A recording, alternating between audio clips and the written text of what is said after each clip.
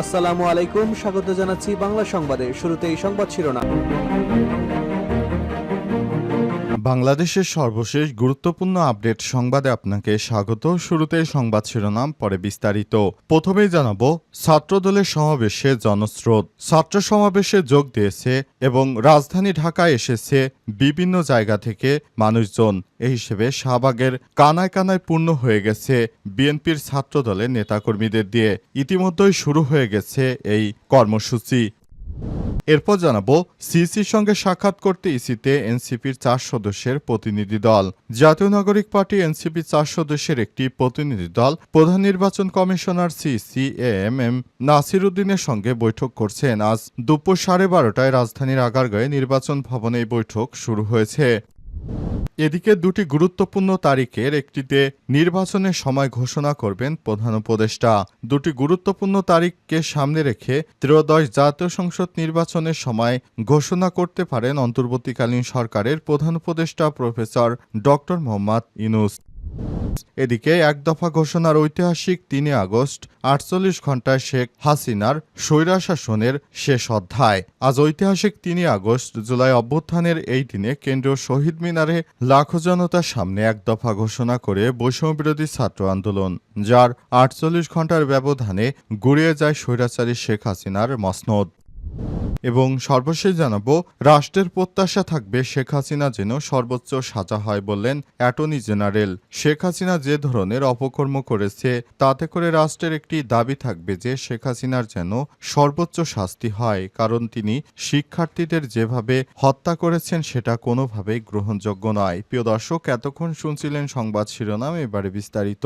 তবে তার আগে বন্ধুরা, অনুরোধ থাকবে এই সংবাদটিতে একটি লাইক দিন। এই চ্যানেলে আপনি নতুন হয়ে থাকলে আমাদের সংবাদটি দেখতে দেখতে চ্যানেলটি সাবস্ক্রাইব করে রাখুন। কমেন্ট করে বন্ধুরা আপনার মূল্যবান মতামত জানিয়ে দিন আপনি বিশ্বের কোন দেশ থেকে বা বাংলাদেশের কোন স্থান থেকে আমাদের সংবাদটি দেখছেন এবং শুনছেন। আর বন্ধুরা, এই সংবাদটি আপনার সোশ্যাল মিডিয়া ফেসবুকে শেয়ার করে বন্ধুদেরও দেখার সুযোগ করে দিন। এবারে বিস্তারিত। ছাত্রদলের সমাবেশ শুরু হয়েছে। শাহবাগে জনস্রোত। ছাত্র সমাবেশে যোগ দিতে রাজধানীর শাহবাগে জড়ো হচ্ছে জাতীয়তাবাদী ছাত্রদলের নেতাকর্মীরা। জুলাই অগস্টের অভ্যুত্থানে বর্ষপূর্তি উপলক্ষে মাসব্যাপী কর্মসূচির অংশ হিসেবে এই সমাবেশ করছে সংগঠনটি। রোববার 3 আগস্ট দুপুর 2:30টায় এই ছাত্র সমাবেশ অনুষ্ঠিত হয়েছে। সমাবেশে লন্ডন থেকে ভার্চুয়ালি যুক্ত তারেক রহমান প্রধান অতিথির বক্তব্য দেবেন বিএনপির ভারপ্রাপ্ত চেয়ারম্যান ও ছাত্রদলের সাংগঠনিক অভিভাবক তারেক রহমান। সমাবেশ কেন্দ্র করে আগেই সারা দেশ থেকে ছাত্রদলের নেতাকর্মীদের ঢাকায় আসার নির্দেশ দেওয়া হয়েছিল। দুপুর 12:15টার দিকে সরেজমিনে গিয়ে দেখা যায় সমাবেশ কেন্দ্র করে শাহবাগ মোড়ে মঞ্চ তৈরি করা হয়েছে। মূল মঞ্চের কাজ শেষ হলেও সৌন্দর্যবর্ধনের কাজ চলমান রয়েছে। ঢাকাসহ দেশের বিভিন্ন প্রান্ত থেকে নেতাকর্মী এসে জড়ো হয়েছেন। এ সময় বাড়ার সঙ্গে সঙ্গে নেতাকর্মীদের ভিড় বাড়তে থাকে। খণ্ড খণ্ড মিছিল নিয়ে এসছেন সমাবেশ স্থলে। থেমে থেমে নেতাকর্মীদের স্লোগান দিতে দেখা গেছে। কারো কারো হাতে জাতীয় ও দলীয় পতাকা দেখা গেছে। অনেকেই এদিক সেদিক ঘোরাফেরা করছেন। শাহবাগ এলাকার পাবলিক যান চলাচল বন্ধ থাকায় রাস্তায় অনেকেই বসে পড়েছেন। অত্যন্ত গুরুত্বপূর্ণ সঙ্গে বিএনপির নেতাকর্মীরা সেখানে সুশৃঙ্খলভাবে আসার এবং বসার চেষ্টা করছেন। তবে সেখানে সংঘর্ষ বেঁধে যেতে পারে, কারণ দুই একটি ছোট ছোট গোষ্ঠীর মধ্যে সেখানে একটু বাকবিতণ্ডা লক্ষ্য করা গেছে। বিএনপির সমাবেশ মানে সংঘর্ষ হতেই পারে। সিসির সঙ্গে সাক্ষাৎ করতে ইসিতে এনসিপি 4 সদস্যের প্রতিনিধি দল। জাতীয় নাগরিক পার্টি এনসিপি 4 সদস্যের একটি প্রতিনিধি দল প্রধান নির্বাচন কমিশনার সিসি এম নাসির উদ্দিনের সঙ্গে বৈঠক করেছেন। আজ 3 আগস্ট দুপুর 12:30টায় রাজধানীর আগারগাঁয়ে নির্বাচন ভবনে এই বৈঠক শুরু হয়। প্রতিনিধি দলের নেতৃত্ব দেন এনসিপির মুখ্য সমন্বয়ক নাসির উদ্দিন পাটোয়ারি। তার সঙ্গে ছিলেন দক্ষিণাঞ্চলের মুখ্য সংগঠক হাসনাত আবদুল্লাহ, শারজিস আলম সহ খালেদ সাইফুল্লাহ এবং যুগ্ম সদস্য সচিব জহিরুল ইসলাম মুসা। বৈঠকে এনসিপির নিবন্ধন আবেদন সংশোধনের জন্য প্রয়োজনীয় কিছু কাগজপত্র জমা দেওয়া হয়েছে। নির্বাচন কমিশনে দেয়া সময়সীমা অনুযায়ী আজই এসব সংশোধিত নথি জমা দেওয়ার শেষ দিন ছিল।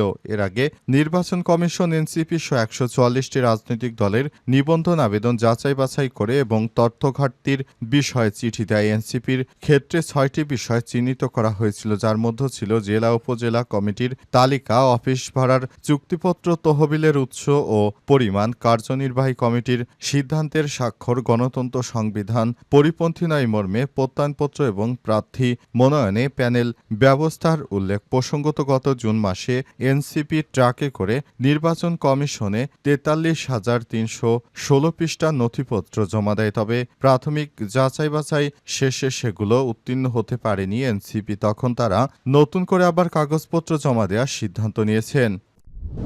দুটি গুরুত্বপূর্ণ তারিখের একটিতে নির্বাচনের সময় ঘোষণা করবেন প্রধান উপদেষ্টা।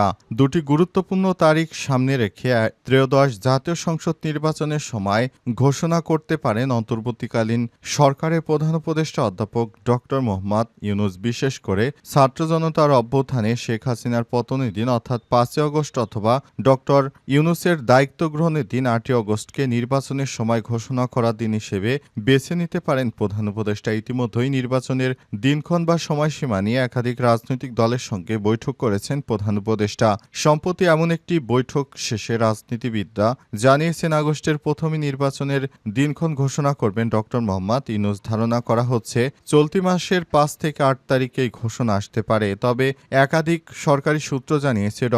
ইউনূস অন্তর্বর্তীকালীন সরকার গঠনের তারিখটিকে বেশি গুরুত্ব দিতে চান না, তাই ভাষণ ৫ই আগস্টেই দিতে পারেন। এদিন তিনি জাতির উদ্দেশ্যে টেলিভিশন ভাষণে নির্বাচনের সময় ঘোষণা করতে পারেন। এদিকে শনিবার সরকারের পক্ষ থেকে বলা হয়েছে ৫ই আগস্ট বিকাল ৫টায় জুলাই ঘোষণাপত্র জনগণের সামনে উপস্থাপন করা হবে। সরকারের একজন কর্মকর্তা জানিয়েছেন নির্বাচনের সময় ঘোষণা দেওয়ার পর প্রধান উপদেষ্টা নির্বাচন কমিশনকে জাতীয় নির্বাচনের তফসিল ঘোষণার আহ্বান জানাবেন। গত ২৬শে জুলাই রাজনৈতিক দলগুলোর সঙ্গে বৈঠক করেন ড. মোহাম্মদ ইউনূস। সেখানে তিনি বলেন শীঘ্রই নির্বাচনের তারিখ ঘোষণা করা হবে। গত ৯ জুলাই সংশ্লিষ্ট কর্তৃপক্ষকে ডিসেম্বরের মধ্যেই নির্বাচনের প্রস্তুতি সম্পন্ন করার নির্দেশ দেন ড.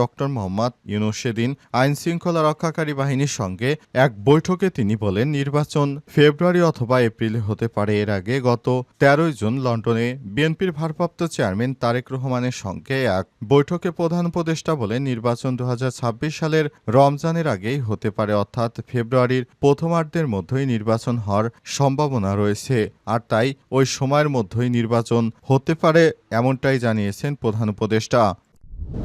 একদফা ঘোষণার ঐতিহাসিক ৩ আগস্ট ৪৮ ঘণ্টা শেষ স্বৈরশাসনের অধ্যায়।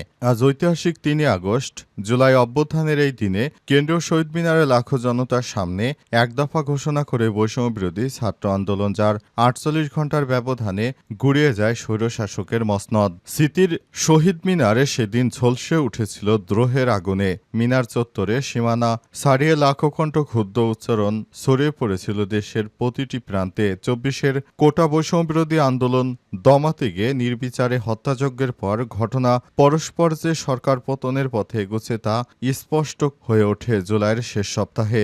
শিক্ষার্থী থেকে পেশাজীবী, শিল্পী থেকে বুদ্ধিজীবী সব শ্রেণী পেশার মানুষের বজ্রকণ্ঠে চূড়ান্ত বার্তা দিয়েছিল নরবরে মসনদে বসে থাকা শেখ হাসিনাকে। ছাত্র জনতাকে স্মৃতিতে ৩ আগস্টের সেই মুহূর্তগুলি আজও জলজলে। বৈষম্য বিরোধী ছাত্র আন্দোলনের সমন্বয়ক আবু বাকের মজুমদার বলেছেন ২ আগস্ট একটি ভিডিও ভাইরাল হয়, নয় এর মধ্য গিয়ে রক্তের ছিটা পড়ে এক হয়ে যায়। এটা খুবই ক্লিয়ার ছিল যে ৩ তারিখ একদফা ঘোষণা করা হচ্ছে, এটা নিয়ে আমাদের মানসিকভাবে প্রস্তুতি ছিল।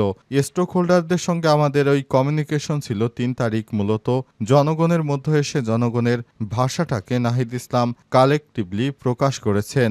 জাতীয়তাবাদী ছাত্রদল কেন্দ্রীয় সংসদের যুগ্ম সাধারণ সম্পাদক ফারহান আরিফ বলেছেন এক দফার ঘোষণা দেওয়ার পরই আমরা সবাই মোটামুটি নিশ্চিত হয়ে যাই যে এখান থেকে আর সরার কোনো জায়গা নেই।